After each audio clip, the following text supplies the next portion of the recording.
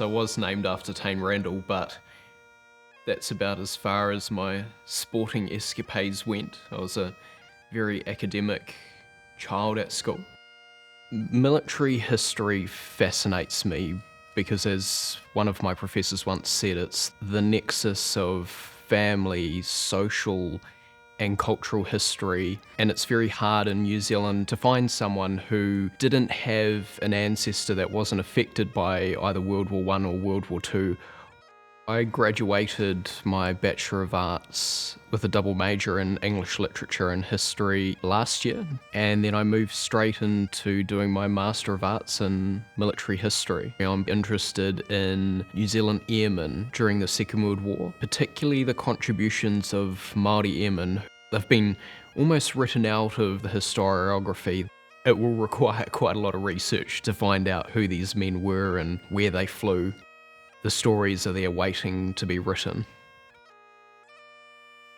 I've been a Christian since I was about 15. I stayed in the Pentecostal church for quite a few years, but then I decided along the way that I wanted something a bit more traditional and found that in the Anglican church. So I spent a couple of years at St Luke's, and then I came down to St Faith's one day, decided to come and sit on a service conducted by Reverend Tom.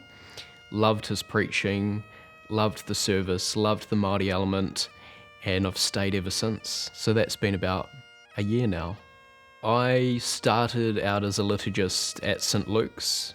A liturgist is someone who presents the liturgy of the church, how the service runs. Dressed in the cassock and surplice, which the liturgist wears, makes you look a bit like a priest, but we aren't priests. A lot of what we do has important symbolism, and it's thousands of years of church history. I am one of the youngest people in this church. Nowadays, church isn't a cool thing for young people. I have been mocked for my Christian faith before. We need to look beyond the mocking, look beyond what other people see as right. In the end, faith is deeply personal. I think being brought up by my grandparents, although they aren't Christians themselves, those values that they instilled in me, I think had an important bearing on finding faith, of hard work, of determination, self-responsibility. It was those loving things they did for us, the sitting down at night, doing spelling over and over again, going through times tables, although they might not have been so much fun at the time, how valuable they are now. They were very encouraging of me wanting to learn and keep playing the bagpipes. They took me down after we saw an advert in the newspaper one day for free bagpipe lessons at the City of Rotorua Highland Pipe Band. That team spirit that you develop in a pipe band, that the friendships that you create are lifelong. And when you get to national championships, you play well and hopefully win, it's just the greatest sense of achievement.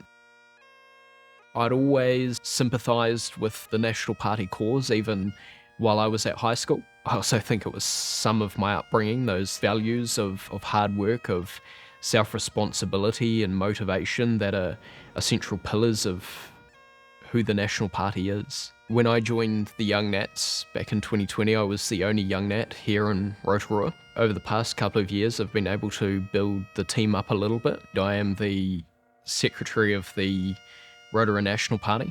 We do have a small contingent of younger people within the local party here who are very passionate. I quite often get asked if I ever want to become a politician. No, I don't. I enjoy driving the force of change from the background. I find myself a person with a complex range of interests.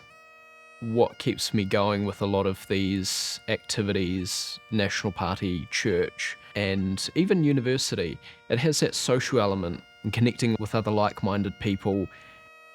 It's a bit of a common misconception of military historians that we're almost warmongers, but it's important we look for not only the stories about people, about events, but for the lessons that we can learn from the ongoing conflicts in both Israel and Gaza and in Russia and Ukraine, and use them in the future to prevent further wars and to stop needless suffering around the world.